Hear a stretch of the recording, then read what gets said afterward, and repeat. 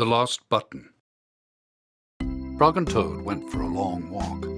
They walked across a large meadow. They walked in the woods. They walked along the river.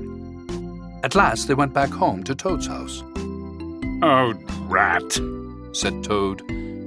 "Not only do my feet hurt, "But I've lost one of the buttons on my jacket." "Don't worry," said Frog. "We will go back to all the places where we walked. We will soon find your button." They walked back to the large meadow.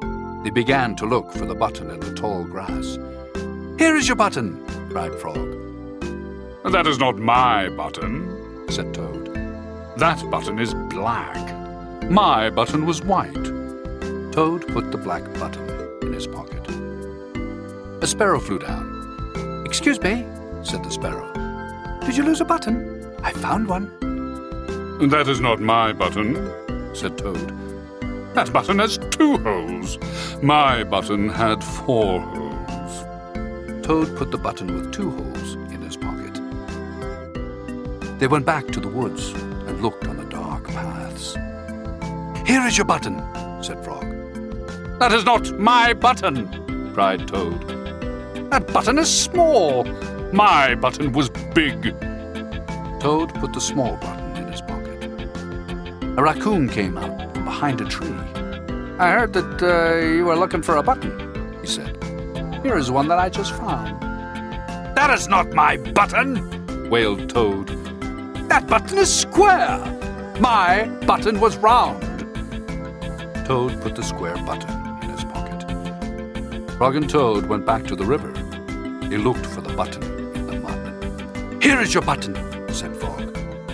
"That is not my button," shouted Toad. "That button is thin. My button was thick." Toad put the thin button in his pocket. He was very angry. He jumped up and down and screamed, "The whole world is covered with buttons, and not one of them is mine!" Toad ran home and slammed the door. There, on the floor, he saw his white, 4-holed, big, round, thick button. "Oh," said Toad. "It was here all the time.